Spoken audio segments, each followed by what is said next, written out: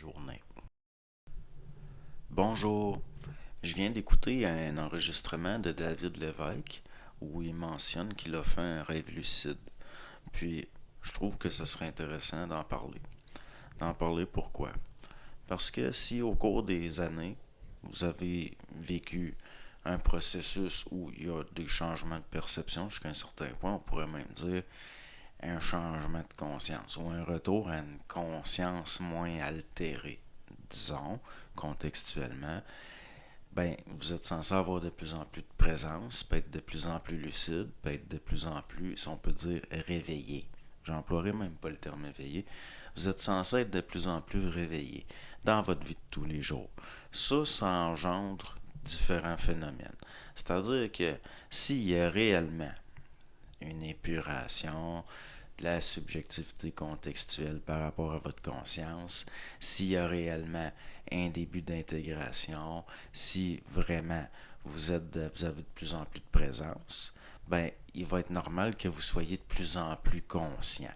Puis ça implique aussi être conscient même dans des états ou des situations où normalement on n'est pas conscient. Comme par exemple, m'est arrivé de subir une opération puis quasiment de me réveiller pendant l'opération pour demander des analgésiques. C'est le genre de choses qui peuvent arriver. Aussi, vous allez possiblement faire des rêves lucides.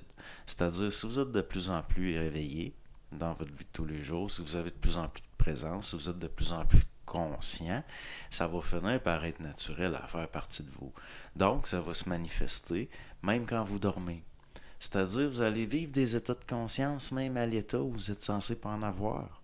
Vous allez vivre, vous allez vous rendre compte dans des rêves que vous êtes en train de rêver, ce qu'on appelle un rêve lucide. Que même des spécialistes du sommeil, qui n'ont pas vécu le phénomène, qu'on est beaucoup à vivre depuis longtemps, nient, qu'ils nient. Ça, c'est totalement anti-scientifique. C'est-à-dire que le scientifique, il est censé prendre le monde comme un ensemble, pas comme une subjectivité qui lui est propre à lui en tant que perception, puis s'arrêter là. Hmm? Sinon, ce qu'on étudie, c'est sa propre expérience subjectivement. Ça n'a plus rapport avec une science. Mais juste pour vous dire que il n'y a rien là, il n'y a rien là, il y a des millions de personnes qui le vivent aussi. Aussi, le rêve, en tant que si c'est un rêve vraiment astral, il va y avoir des représentations dedans qui sont comme un instantané de votre état psychique au moment où vous faites le rêve. Votre façon d'interagir avec les représentations du rêve, votre façon d'interagir dans le contexte du rêve est un indicateur de votre état psychique, de comment vous allez, de comment vous êtes en ce moment. Et puis ça peut être précieux. Ça peut être précieux pour un œil avisé. Là, l'affaire, par contre, c'est de ne pas tomber dans des interprétations fixes. Très dangereux.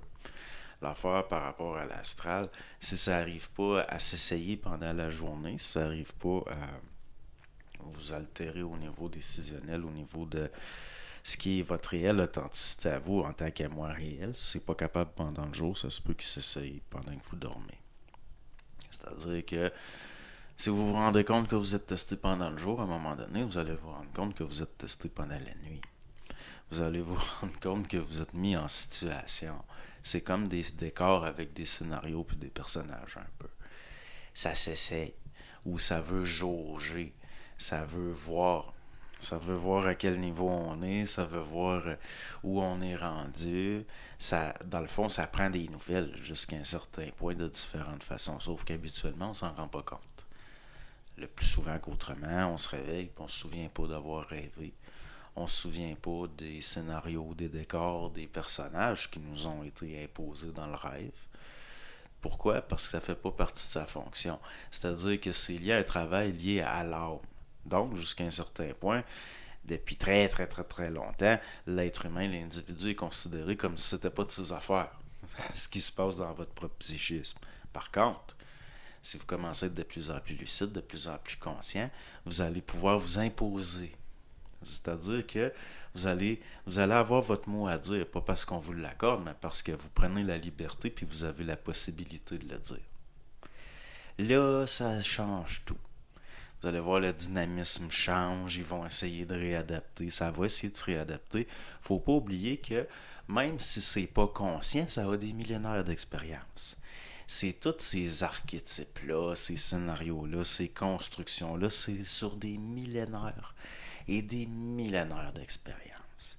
Donc, par rapport à l'astral, qui est pas intelligent, qui est pas conscient, ouais, mais n'oubliez pas qu'il y a de la mémoire. Il y a de la mémoire des millénaires d'expérience. Hein? Puis accès à vos archives. Accès à vos archives. Même un employé stupide, s'il a accès à des dossiers sur la vie privée de tout le monde dans une ville, il peut devenir quelqu'un de puissant. Toute la puissance de ces forces-là tient à ça, entre autres. Puis là, je suis pas en train de définir leur nature d'une façon catégorique. Je vous parle selon mon expérience, entre autres, mais aussi l'expérience de d'autres qui ont aussi eu affaire à ça. Donc, c'est ce que j'avais à dire sur ça. Bonne journée.